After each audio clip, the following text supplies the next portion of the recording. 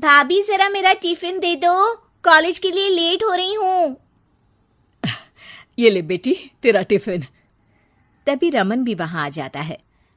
माँ, तुम अकेले ही सारा काम क्यों कर रही हो? प्रतिज्ञा कहाँ है? तुम्हें उसकी फिटनेस का तो पता है ना, बैकयार्ड में एक्सरसाइज कर रही है।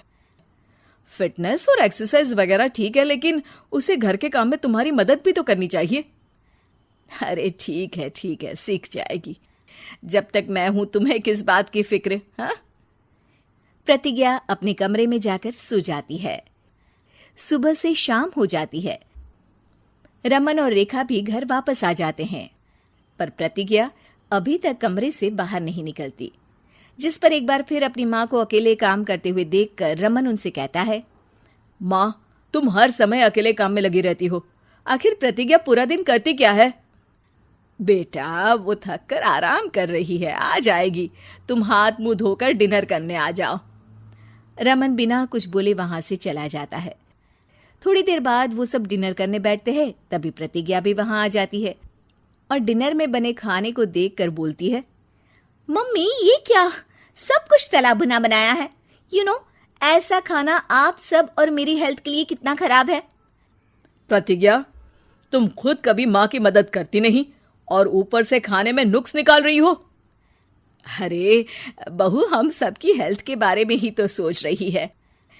बहू, मुझे ना वो डाइट वाला और बिना घी तेल का खाना बनाना आता नहीं। कुछ नहीं होता मम्मी, वो भाभी बना लेगी। आखिर इतनी फिटनेस फ्रीक है, डाइट फूड बनाना भी जरूर आता होगा। वो सब डिनर करके सोने चले जाते हैं। अगली सुबह फिर हमेशा की तरह प्रतिज्ञा अपनी एक्सरसाइज और योगा करने लगती है और उसकी सास घर का सारा काम, जिसे करते हुए अचानक उनकी तबीयत खराब हो जाती है और सीने में दर्द शुरू हो जाता है। आह, आह, मर गई बहू। रमन, अरे कोई तो सुनो। और इसी बीच वे बेहोश हो जाती हैं। सास की आवाज सुनकर प्रतिज्ञा और उसका पति भागते हुए रसोई में आते हैं, जिसके बाद उन्हें लेकर अस्पताल जाते हैं। डॉक्टर प्रतिभा की सास का चेकअप करके कहते हैं, अरे इनका कोलेस्ट्रॉल लेवल तो बहुत हाई है और दिल भी कमजोर होता जा रहा है।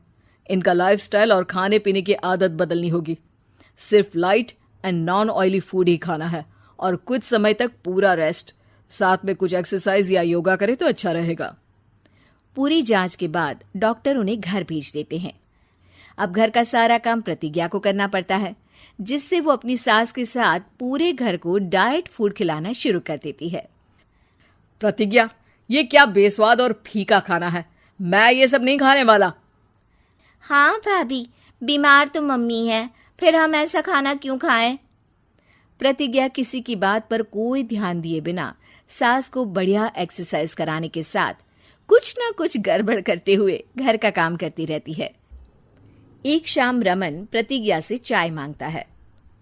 ये लीजिए, पर मैंने इसमें चीनी थोड़ी कम डाली है। रमन चाय पीता है और तुरंत ही उसे दोबारा कप में पलट देता है। अर्र, कौन सा जहर है?